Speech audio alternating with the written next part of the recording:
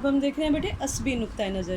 یعنی neural viewpoint. Neural viewpoint یا عصبی نقطہ نظر جو ہے یہ بنیادی طور پر دماغ کی ساخت اور افعال سے متعلق ہے. اور اس نظریے کے مطابق اگر دماغ کی ساخت اور اس کے افعال درست ہوں تو فرد ذہنی طور پر صحت مند ہوگا، اور اگر فرد کی دماغی ساخت میں خرابی یا بیماری ہوگی تو ایسا فرد ذہنی طور پر صحت مند نہیں کہلائے گا. اور عصبی نقطہ نظر کے تحت دماغ کا صحت مند ہونا جو ہے وہ انتہائی ضروری ہے تاکہ وہ درست طریقے سے اپنے افعال سر انجام دے سکے.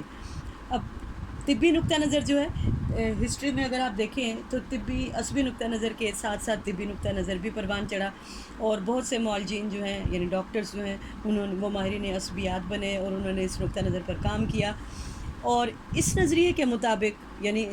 عصبی نقطہ نظر کے مطابق ہمارے دماغ میں بعض کیمیائی مادے جنہیں ہم نیورو ٹرانسمیٹرز کہتے ہیں ان کی مقدار میں اگر کمی واقع ہو جاتی ہے تو ذہنی امراض اور کرداری خرابیاں جنم لیتی ہیں. مثلاً سیروٹونن اور ڈوپامین جو ہے اس کا تعلق ڈپریشن اور شیزوفرینیا کے ساتھ ہے، جبکہ ایک اور جو نیورو ٹرانسمیٹر ہے جسے گیبا بولا جاتا ہے GABA گیبا، اس کی کمی اگر دماغ میں ہو جاتی ہے تو پھر تشویش یعنی انگزائٹی کا مرض لاحق ہو جاتا ہے. اس نظریے کی روح سے ذہنی امراض کا علاج صرف اور صرف دوائیوں کے ذریعے یعنی میڈیسن کے ذریعے ہی ممکن ہے.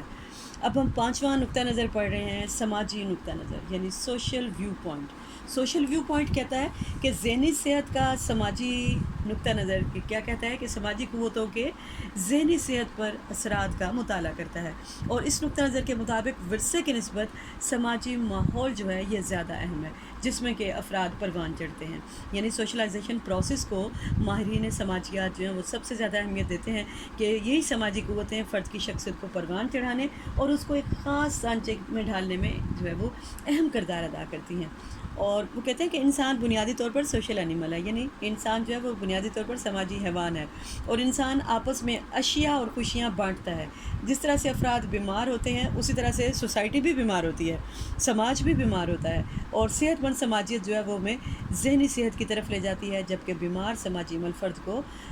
اس کی شخصیت کو بیمار کر دیتا ہے. اور بیمار جو سماجی شخصیت ہوتی ہے وہ جرائم کرتی ہے، اور سماجی ماہرین کے نزدیک بنیادی طور پر معاشرے میں رویوں، قیادت، سماجی اقدار، عقائد اور پروپیگنڈا، رائے عامہ، ابلاغ وغیرہ جو ہے یہ کام کرتے ہیں. یعنی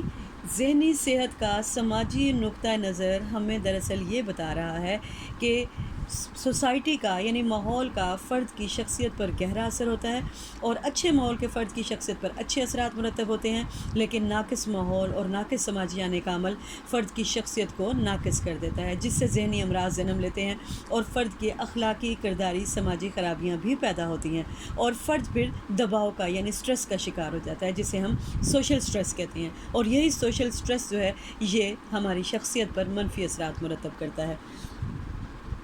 اب ہم بیٹے لاسٹ پوائنٹ آف ویو دیکھ رہے ہیں سائیکولوجیکل ویو پوائنٹ یعنی ذہنی صحت کا نفسیاتی نقطہ. نفسیاتی نقطہ نظر کہہ رہا ہے کہ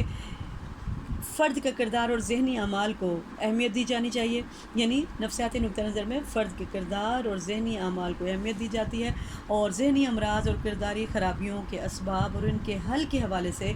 ماہرین نفسیات جو ہیں وہ کوششیں کر رہے ہیں. یعنی ان کی کوششیں یہ ہیں کہ ذہنی جو فرد کا ذہن ہے اور اس کا کردار ہے اس کی آپس میں ہم آہنگی ہو، کیونکہ ہم ذہنی طور پر اسی فرد کو ہی صحت مند کہیں گے جس کا ذہن اور کردار دونوں درست ہوں گے. مزید یہ کہ اس فرد میں کسی بھی قسم کی پھر ذہنی امراض کی علامات بھی موجود نہ ہوں. اور ماہرین مختلف نظریات رکھتے ہیں آپ ذہنی صحت کے بارے میں اور فرد کے کردار کے بارے میں. جیسے فرائڈ نے اپنے نظریہ شخصیت میں لاشعوری محرکات کو بہت زیادہ اہمیت دی ہے کہ فرد کے لاشعوری محرکات اس کی شخصیت پر 80% جو ہے ان کا ہی قبضہ ہوتا ہے، اور لاشعوری محرکات جو ہیں وہ لاشعوری امپلسز بن کر اس کے کردار کو متاثر کرتی رہتی ہیں. اسی طرح ہم دیکھتے ہیں کہ جو کرداری ماہرین نفسیات ہیں یعنی بیہیویئرسٹ ہیں وہ ماحول کے اثرات کو بہت زیادہ اہمیت دیتے ہیں. جیسے واٹسن کہتا ہے کہ